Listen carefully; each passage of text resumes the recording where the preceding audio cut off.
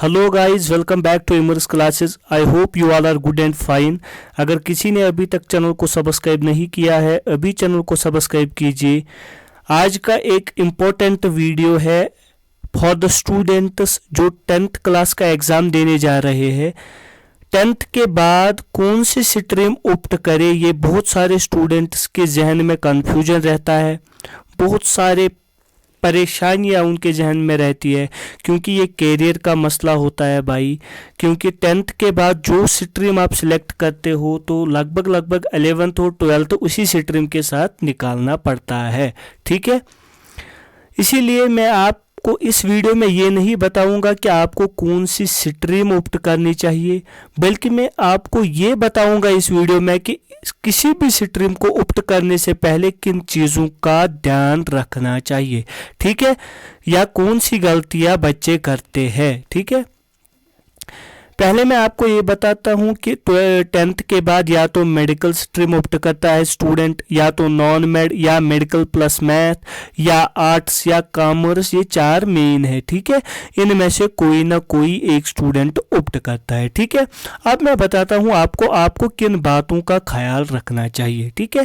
पहले आपको अपने आप से पूछना चाहिए, मेरा ड्रीम और पैशन है क्या, मैं क्या बनना चाहता हूँ, मेरी ज़िंदगी का मकसद क्या है, मैं क्या करना चाहता हूँ जिंदगी में, ठीक है। मैं पढ़कर करना क्या चाहता हूँ, क्लियर होना चाहिए कि मुझे क्या करना चाहिए, मेरा ड्रीम है क्या, मेरा पैशन है क्या। पहले जब आप ये तय करोगे कि मुझे क्या करना चाहिए, मेरा ड्रीम क्या है, मेरा पैशन क्या है, फिर आपको क्या करना चाहिए, उसी अकॉर्डिंग आपको देखना चाहिए वो पैशन आपको किस स्ट्रीम से पूरा होगा, वो पैशन आपको किस स्ट्रीम से पूरा होगा। करना है उस स्ट्रीम को आपको ऑप्ट।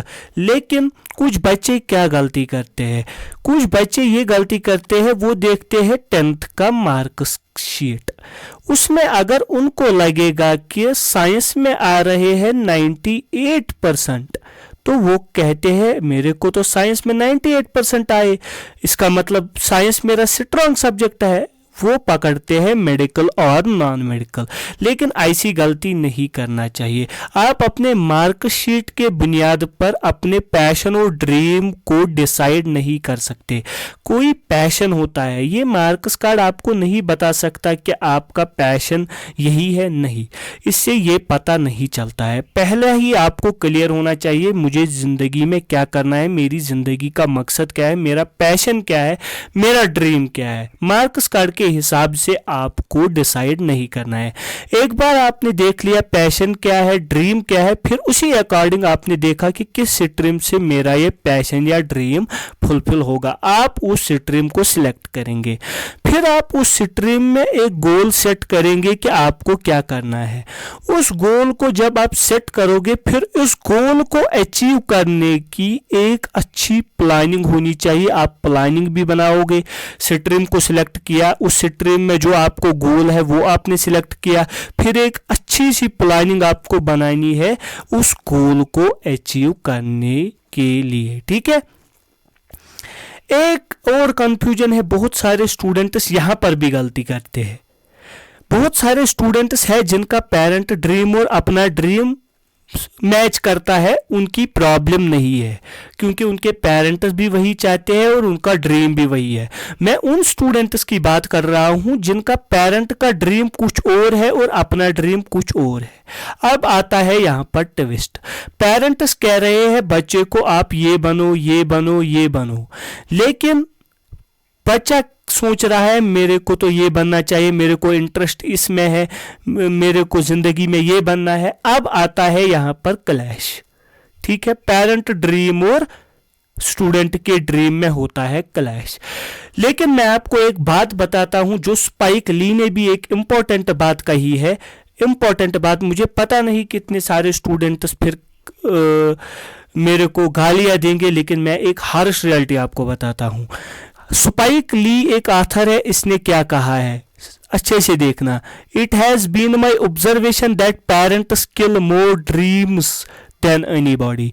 यानी ज्यादा जो ड्रीम्स बच्चे के होते हैं वो उनके पेरेंट्स किल करते हैं। मैं एक हार्श रियलिटी बताता हूँ, मैं आपको ये एक एग्जाम्पल से बताता हूँ।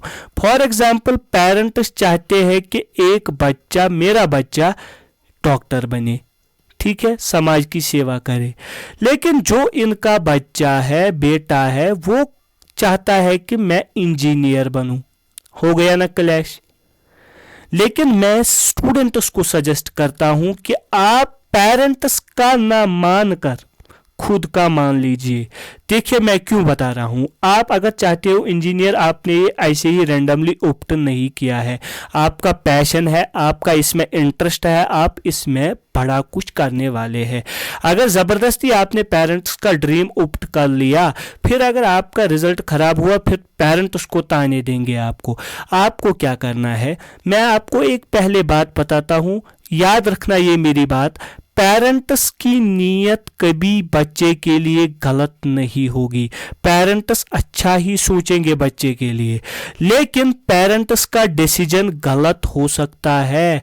पेरेंट्स का कभी डिसीजन गलत हो सकता है, उनका डिसीजन रॉन्ग हो सकता है।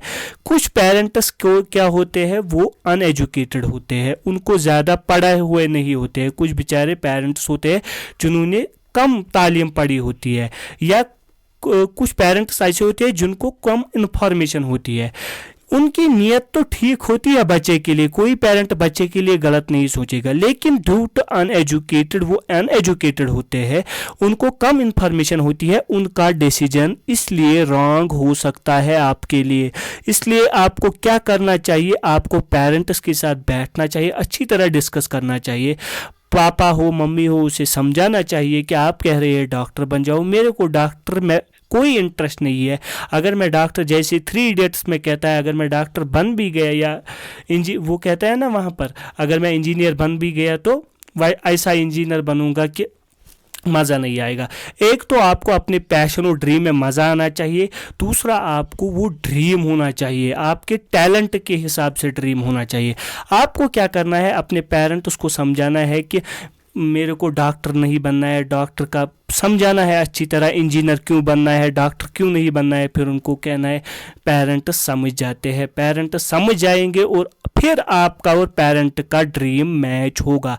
लेकिन मैं ये बात फिर से रिपीट करता हूँ कि जल्दबाजी में ये इमोशनल मत होना कि पेरेंट्स ने कहा बन जाना है, मेरे को बन जाना है। इमोशनल नहीं होना चाहिए। पेरेंट्स का डिसीजन कभी रॉन्ग हो सकता है, लेकिन नियत नहीं। जब आप अच्छे तरह पेरेंट्स को समझाओगे तो पेरेंट्स मान जाएंगे। ये गलती कभी नहीं करना कि पेरेंट्स ने कहा था ये पकड़ने के लिए, ये करने के लिए, इसीलिए मैंने किया। इसीलिए स्पाइक ली ने ये बात की है, इसको नेगेटिवली नहीं लेना, पॉजिटिवली इस बात को लेना।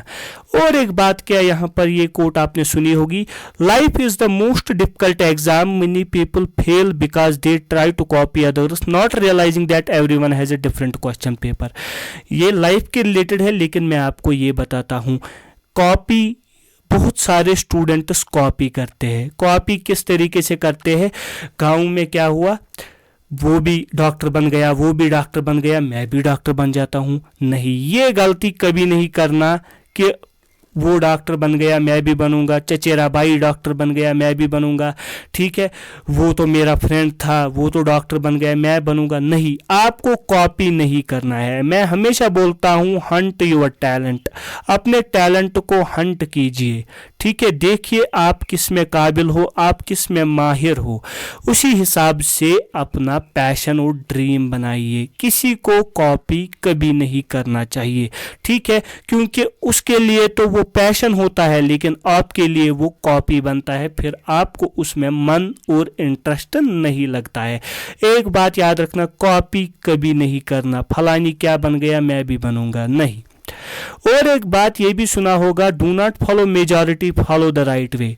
यहाँ क्या होता है, जब 12th पास होता है स्टूडेंट, मेडिकल स्ट्रीम का होता है, तो क्या करता है, हो अब तो क्या करना है, अब तो डॉक्टर बनना है, ये डिसाइड करके रखा होता है। लेकिन क्यों, सब तो डॉक्टर बन रहे हैं, सब तो डॉक्टर बन रहे हैं, मेरे को भी डॉक्टर बनना है। नो, नेवर, ये कभी नहीं करना चाहिए कि जहां मेजॉरिटी जाती हो वहां आपको नहीं जाना चाहिए। सब तो दे रहे हैं, बन रहे हैं डॉक्टर, मैं भी बनूंगा, नहीं।